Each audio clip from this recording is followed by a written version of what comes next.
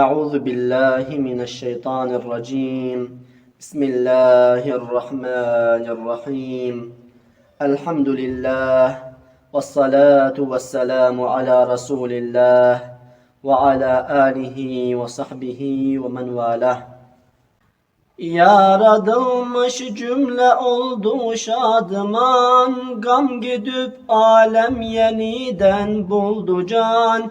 Cümle zerratı cihan edip nida, çağrışu ben dediler kim merhaba. Merhaba ey Ali Sultan merhaba, merhaba ey Kan-ı İrfan merhaba. Merhaba ey Sırrı Furkan merhaba, merhaba ey derde derman merhaba. Merhaba ey bülbül-i bağı cemal, merhaba ey aşinayı Zülcelal. Merhaba ey mahu hurşid-i Huda, merhaba ey haktan olmayan cüda. Merhaba ey asi ümmet melce'i, merhaba ey çaresizler eşfa'i. Merhaba ey can-ı baki merhaba, merhaba uşşak-ı saki merhaba. Merhaba ey kurratul ayni halil, merhaba ey hasim mahbub-i celil. Merhaba ey rahmeten lil alemin, merhaba sensin şefi'ul muznibin. Merhaba ey padişah-ı dü cihan, senin için oldu kevn ile mekan. Ey cemali gün yüzü Bedir-i Münir, ey kamu düşmüşlere sen destgir.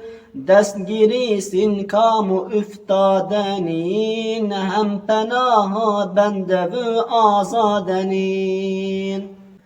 Ey gönüller derdinin dermanı sen, ey yaratılmışlara sultanı sen.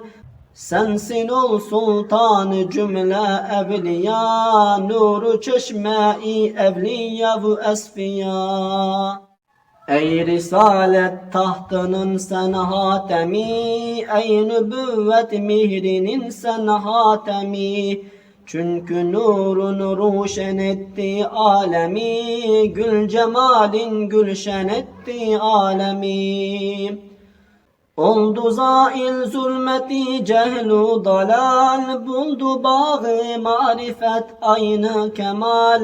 Ya Habiballah bize imdad kıl, son nefes didarım ile şad kıl. Yerdiler siz bulasız odan necat, aşk ile dert ile edin as-salat. الصلاة والسلام عليك يا رسول الله. الصلاة والسلام عليك يا حبيب الله. الصلاة والسلام